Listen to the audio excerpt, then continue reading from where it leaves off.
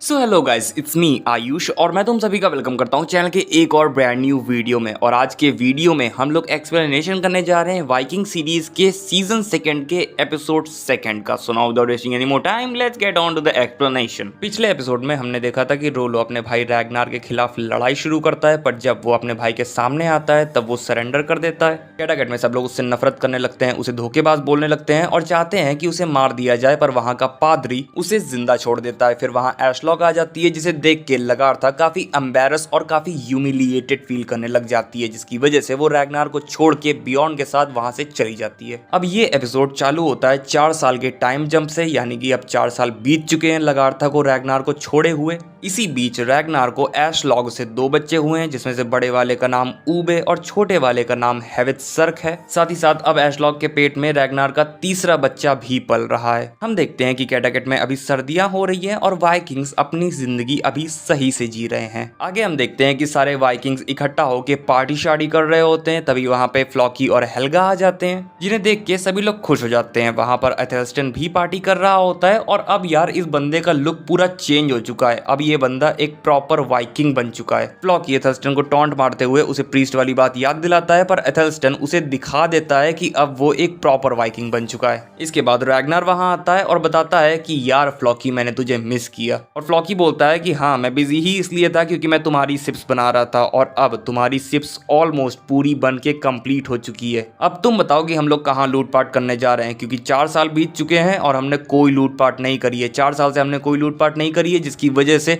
लोग तो अब ये भी बोलने लगे हैं कि तुम किंग हैरोल्ड की तरह कमजोर हो रहे हो। जिसके बाद रैगनार सबका ध्यान अपनी तरफ खींचता है और बताना चालू करता है कि इतने समय से हमने कहीं पे भी लूटपाट नहीं करी है। हम लोग इतने समय से बस प्रेपरेशंस कर रहे थे, नए नए सोल्जर्स इकट्ठा कर रहे थे, अच्छी अच्छी बोट्स बना रहे थे, पर अब हम रेडी हैं अटैक करने के लिए, लूटपाट करने के लिए। इस साल हम लोग वापस से इंग्लैंड लूटपाट करने जा रहे हैं और इस बार हमारा साथ जाल बॉर्ग और किंग हॉरिक भी देंगे, और हो सकेगा तो इस बार हम लोग वहां पे और ज्यादा समय तक रुकेंगे, उस जगह को एक्सप्लोर करेंगे। और इतना बोल के वो पार्टी वापस से स्टार्ट कर देता है। फिर सीगी रोलो के पास जाती है, जो कि डिप्रेस्ड पड़ा होता है, तो सीगी उसे जगाने के लिए उसके ऊपर ठंडा ठंडा पानी डालती है और वो जग जाता है। फिर सीन शिफ्ट होकर वापस पार्टी में जाता है, जहां वहां की एक लड़की रैगनार को खाना देती है। रैगनार ने इस लड़की को पहली बार यहाँ देखा है, तो वो उस लड़की से उसके बारे में पूछता है। इस लड़की का नाम हिल्ड है और ये अपसाला से आई हुई है। वो लड़की यहाँ नई नई काम पे लगी है, पर रैगनार को उस लड़की से ऐसे बात करते देख एशलॉक को उसके ऊपर शक होने लगता है कि कहीं ये उससे फ्लर्ट तो नहीं कर रहा है। थोड़ी देर बाद रैगनार अपने दोस्तों के साथ हंसी मजाक कर रहा होता है, उसके साथ हिल्ड भी बैठी होती है, जिसे देख के एशलॉक काफी ज्यादा जेलस हो जाती है और वो रैगनार को अपने साथ अपने कमरे में ले जाती है। रैगनार बोलता है कि आखिर तुम्हें हो क्या गया है जो तुम ऐसे अजीब तरीके से बिहेव कर रही हो, जिस पे एशलॉक बोलती है कि मुझे मालूम है तुम उस लड़की हिल्ड के साथ फ्लर्टिंग कर रहे हो। एशलॉक को ऐसे शक करते देख रैगनार उसे समझाता है कि नहीं, ऐसी कोई बात नहीं है, मैं उस लड़की हिल्ड के साथ कोई भी फ्लर्टिंग वगैरह नहीं कर रहा हूँ, मैं तो उसे सही से जानता तक नहीं हूँ। और एशलॉक बोलती है कि मुझे मालूम है तुम क्या सोच रहे हो। वुमेन्स को ये सारी चीजें समझ में आ जाती हैं, और स्पेशली मुझे, क्योंकि मेरे पास एक स्पेशल गिफ्ट है जिससे मुझे मालूम पड़ जाता है कि अदर पर्सन क्या सोच रहा है। पर रैगनार उसे तसल्ली दिलाते हुए बोलता है कि नहीं, मैं कोई भी फीलिंग्स उस लड़की के लिए नहीं रखता हूँ। फिर एशलॉक भविष्यवाणी करती है कि हमारा तीसरा बच्चा भी लड़का ही होगा, जिसकी आंख में सांप की छवि होगी। इसके बाद अगली सुबह रैगनार उस ढोंगी बाबा के पास अपने बेटों के बारे में पूछने जाता है कि मेरे बेटे फ्यूचर में आगे जाके क्या करेंगे, कैसे होंगे। और ढोंगी बाबा बताते हैं कि रैगनार के बेटे फ्यूचर में जाके काफी ज्यादा नाम कमाएंगे, इवन रैगनार से भी ज्यादा फेमस होंगे। उनमें से एक लड़का एक राजा की बेटी शादी करेगा, एक लड़का एक ऐसे सफर पे जाएगा जहाँ पे कोई भी तूफान नहीं होगा।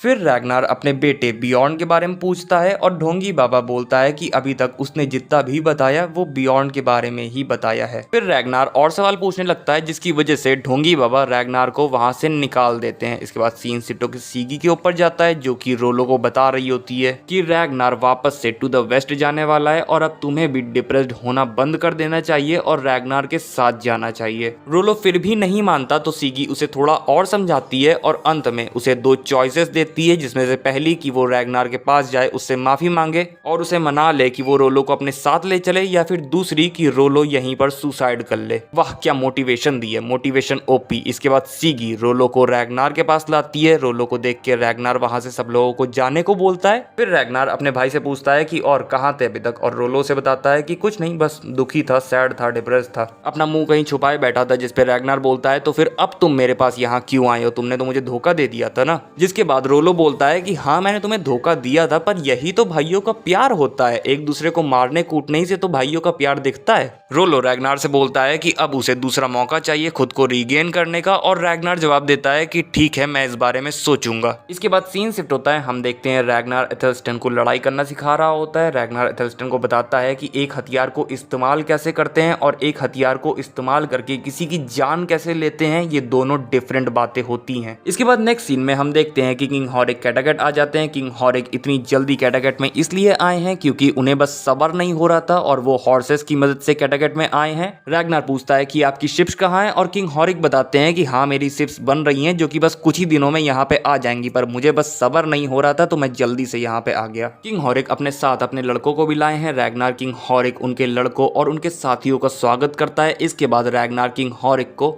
जालबॉर्ग से मिलवाता है, जो कि किंग हॉरिक से पहले कैटागेट में आ चुका होता है। जालबॉर्ग को देख के किंग हॉरिक ज्यादा खुश नहीं होते हैं, क्योंकि पिछली बार जब किंग हॉरिक जालबॉर्ग से मिले थे तब उन्हें अपने काफी सारे लोगों को दफनाना पड़ा था, और हर साल किंग हॉरिक जालबॉर्ग को अपनी ही जमीन का 1/3 प्रॉफिट देते हैं, जिसकी वजह से यस किंग हॉरिक जालबॉर्ग को देख के खुश नहीं होते, पर उनके बीच में एग्रीमेंट हो रखा है तो किंग हॉरिक कुछ नहीं बोलते। इसके बाद रोलो वहां आ जाता है और फिर रैग्नार अपना डिसीजन सुनाता है, जो कि ये होता है कि उसने रोलो को माफ तो कर दिया है, पर वो रोलो को अपने साथ टू द वेस्ट नहीं ले जाएगा, जो सुन के रोलो काफी सैड होकर वहां से चला जाता है। इसके बाद शाम को एक पार्टी रखी जाती है, जहां किंग हॉरिक के बेटों को देख के रैग्नार को अपने बेटे बियॉर्न की याद आ रही होती है कि अब बियॉर्न भी इतना ही बड़ा हो गया होगा। इसके बाद किंग हॉरिक रैग्नार से बोलते हैं कि मैं नहीं चाहता वो जालबॉर्ग हमारे साथ चले, क्योंकि मैं उसके ऊपर ट्रस्ट नहीं करता हूँ, और तुम्हें ये बात जाके उसे बतानी होगी कि वो हमारे साथ ना चले। इसके बाद कुछ समय बीत जाता है और अब हम देखते हैं कि किंग हॉरिक की शिप्स फाइनली कैटागेट में आ गई हैं। ये बात सुन के रैग्नार सोच में पड़ जाता है। इसके बाद कुछ समय बीत जाता है, गर्मियां फाइनली आ गई हैं और साथ ही साथ किंग हॉरिक की शिप्स भी अब कैटागेट में आ गई हैं। इसके बाद रैग्नार जालबॉर्ग के पास जाके उन्हें बताता है कि सॉरी बट आप हमारे साथ टू द वेस्ट नहीं चल सकते। जालबॉर्ग बोलते हैं हमारे बीच में तो एग्रीमेंट हुआ था ना, और रैग्नार बोलता है कि हाँ हमारे बीच में एग्रीमेंट हुआ तो था और मैं दिल से चाहता हूँ आपको टू द वेस्ट ले जाना, पर अनफॉर्चुनेटली सिचुएशंस ऐसी आ गई हैं, सिचुएशंस ऐसी हो गई हैं कि मैं आपको टू द वेस्ट नहीं ले चल सकता। ये सुन के जालबॉर्ग गुस्सा होकर वहां से चले जाते हैं। फिर सीन शिफ्ट होकर सीगी के ऊपर जाता है, जो कि किंग हॉरिक के पास आके उनसे बोलती है कि मैं रैग्नार की सारी कमजोरियां जानती हूँ, क्योंकि मैं उसे बहुत समय से जानती हूँ, रैग्नार के बारे में ऑलमोस्ट सारी चीजें जानती हूँ, और बेसिकली यहाँ पे सीगी किंग हॉरिक को मैनिपुलेट करके उनके गुड साइड में जाने की कोशिश कर रही होती है, ताकि इन फ्यूचर वो उनका इस्तेमाल कर सके। दूसरी तरफ जालबॉर्ग रोलो से मिलने जाता है, जहाँ पे फिर से वो रोलो को रैग्नार के खिलाफ भड़काने की कोशिश करता है। वो बोलता है कि अगर उस समय बस तुम अपने ऊपर काबू कर लेते तो जीत हमारी ही होती, पर इस बार रोलो जालबॉर्ग की बातों में नहीं आता और उनके मुंह पे एक घूसा मार देता है, जिसके बाद जालबॉर्ग वहां से चला जाता है। इसके बाद हम देखते हैं कि वेस्ट जाने की प्रिपरेशंस चल रही होती है। फिर रैग्नार अपने बेटों और अपनी बीवी को गुड बाय बोल के वहां से चला जाता है, और वहीं अपने साथियों को टू द वेस्ट जाते हुए देख रोलो को अपने ऊपर काफी गुस्सा आ रहा होता है। सीन शिफ्ट होकर रैग्नार की ओर जाता है, जहां काफी सफर तय करने के बावजूद रैग्नार और उसके साथियों को अभी भी दूर दूर तक कोई भी जमीन नजर नहीं आ रही होती, पर रैग्नार फिर भी उन्हें मोटिवेट करते हुए आगे बढ़ते रहने को बोलता है। इसके बाद काफी बड़ा तूफान वहां आ जाता है, जिसकी वजह से रैग्नार की शिप का पर्दा फटने लगता है, तो रैग्नार अपनी शिप के पर्दे को नीचे लाने का ऑर्डर देता है। इसके बाद रैग्नार की शिप के सामने काफी बड़े बड़े पत्थर आ जाते हैं, जिसकी वजह से वो जहाजों को मोड़ने का ऑर्डर देता है, पर इतने बड़े तूफान के कारण काफी सारे जहाज वहीं पे डूब जाते हैं। सीन शिफ्ट होकर कैटागेट में जाता है, जहां एशलॉक शीगी को अपने पास बुलाती है और बोलती है कि मैं जानती हूँ कि तुम कुछ ना कुछ तो प्लानिंग कर रही हो, तुम एक समय पे क्वीन थी और तुम वापस से क्वीन बनना चाहती हो, जो कि एकदम रीजनेबल है, पर जब तक तुम क्वीन नहीं बन जाती तब तक हम दोनों को एज फ्रेंड्स बन के रहना चाहिए। फिर सीन शिफ्ट होकर वापस रैग्नार की तरफ जाता है, जहां जब तूफान थम जाता है तब हमें देखने को मिलता है कि काफी सारी शिप्स डूब चुकी हैं, पर फिर इन लोगों को फाइनली जमीन दिख जाती है, पर ये नॉर्थ एम्ब्रिया एम्ब्रिया नहीं है, ये लोग नॉर्थ एम्ब्रिया के बजाय कहीं और ही पहुंच गए हैं। इसके बाद वो लोग समुद्र के तट पर आकर उतरते हैं, अपने हथियार वगैरह लेते हैं, पर उन्हें आते हुए एक सिपाही देख लेता है जो कि तुरंत भाग के अपने राजा को ये बात बताने जाता है। वहीं वाइकिंग्स इस नई जमीन का मुआयना करने लग जाते हैं, पर थोड़ी दूर चलने के बाद ही वो खाना पीना खाने के लिए रुक जाते हैं। पर तभी वहां के सैनिक वाइकिंग्स पर हमला बोल देते हैं और इसमें किंग हॉरिक का एक बेटा मारा जाता है। वो सारे सैनिक हर जगह से वाइकिंग्स के ऊपर तीरों से हमला करने लग जाते हैं, तो वाइकिंग्स शील्ड से अपने आप को प्रोटेक्ट करते हैं और फिर इन सब के बीच में एक बहुत ही तगड़ी वाली फाइट हमें देखने को मिलती है। लड़ाई में एथेल्स्टन भी अपनी पूरी जान लगा के एज अ वाइकिंग लड़ता है, जिसे देख लड़ाई खत्म होने के बाद रैगनार उसे भी वाइकिंग्स का पवित्र कड़ा दे देता है। फिर वो दोनों बचे हुए सैनिकों से पूछते हैं कि इस कंट्री का नाम क्या है और आखिर वो लोग किसके लिए काम करते हैं, जिसके बाद वो सैनिक उन दोनों को बताते हैं कि इस कंट्री का नाम वेक्सेस है और इस कंट्री का रूलर लॉर्ड एकबर्ट है। राजा एकबर्ट का नाम सुन के एथेल्स्टन के होश उड़ जाते हैं, क्योंकि राजा एकबर्ट एकदम अपने रैगनार की तरह है। इसके बाद सीन शिफ्ट होकर राजा एकबर्ट की ओर जाता है, जहाँ एक सैनिक उनके पास आके उन्हें बताता है कि वाइकिंग्स आ गए हैं। और इसी के साथ ये एपिसोड